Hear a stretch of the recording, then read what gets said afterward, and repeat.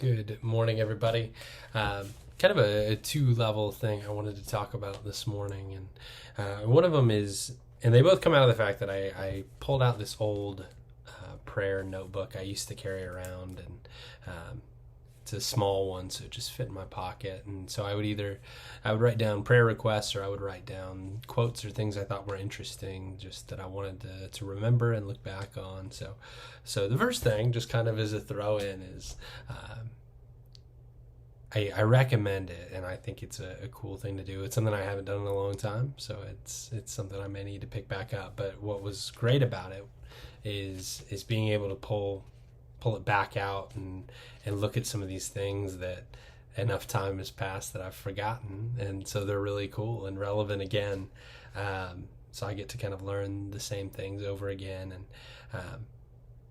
and be able to look back on old prayer requests. And like, there's one here for a new worship leader going into a church I was at the time that became one of my best friends, and so just fun stuff like that.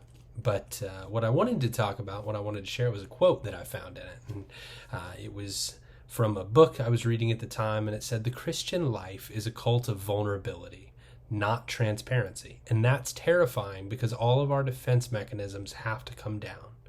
There's one Superman, and it isn't you. That means God loves us for who we actually are, not who we pretend or front to be." And then on the other side, I wrote, "This is so important because any love we receive is lavished on this fake version of who we truly are. And people end up never experiencing true love."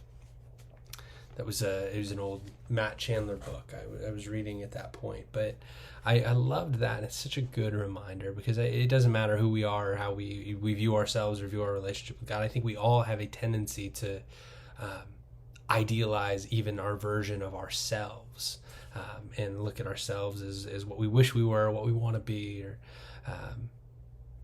sometimes it's just hard to look in the mirror and accept what we really are. But that's who God loves us for, and that gives us all the freedom in the world to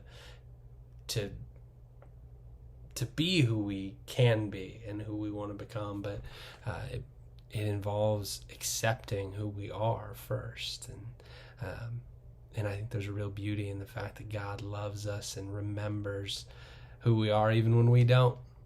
And he loves us for that person, and no matter what we pretend to be or want to be, that all pales in comparison to the love that God has for us, not for what we could be or what we want to be, but who we truly are. So I hope that's a good reminder for you this morning, and I hope you have a wonderful rest of your week. Thank you.